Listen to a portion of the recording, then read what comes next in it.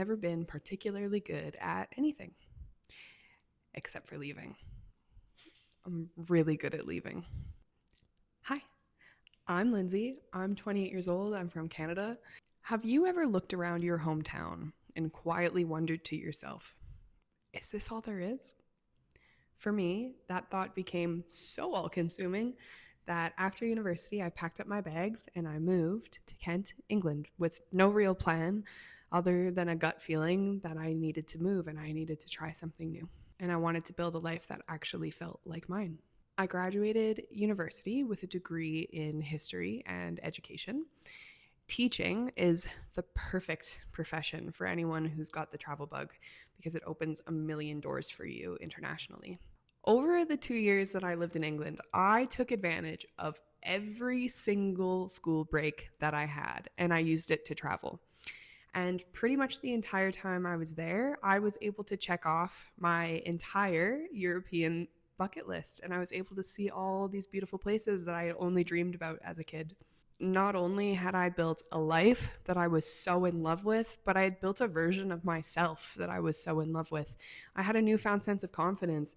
I felt like I could trust myself. I knew I could make hard decisions and I could follow through on hard choices. But by the end of the second year, it became abundantly clear to me that things were changing. And my friends were going home. They were no longer staying in the UK. And some of my coworkers were leaving the department. And in an effort to preserve what I considered a perfect memory in a 10 out of 10 year, I decided that I had learned everything I could in that space and that it was time for me to go home too. I moved back home thinking that it was time to settle and grow up and get some roots down. But it was very clear to me immediately on arrival that this was going to be like shoving a square peg in a round hole.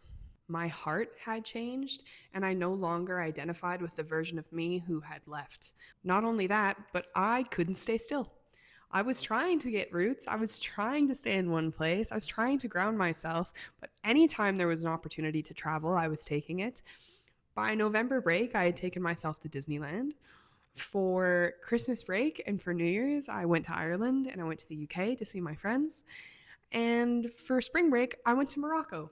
And over the summer, I went to Turkey. I really, really, really couldn't stay still. I was in love with travel more than I've ever loved anything in my life before.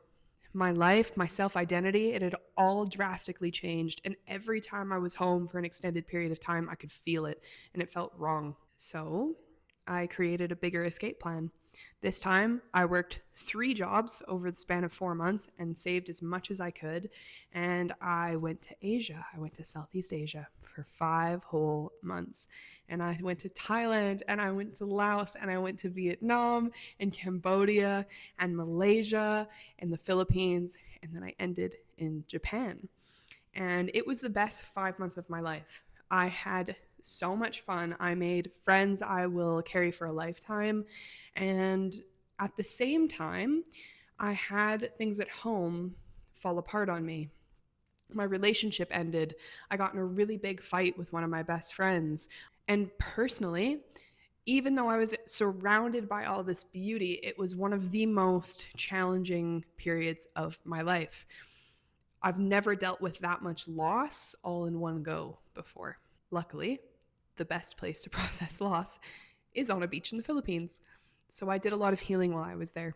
After my trip, I decided I wanted to come home for a little while.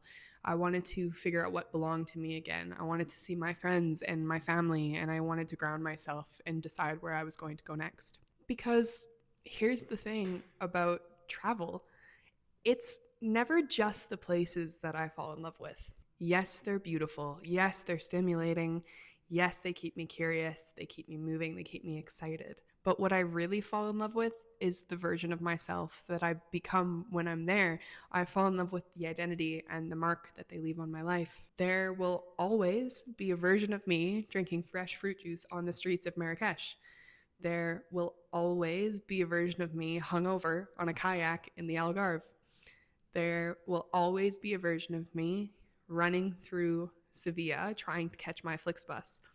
And there will always be a version of me on the back of a motorbike in northern Vietnam listening to The Spins by Mac Miller. Those versions of me are real.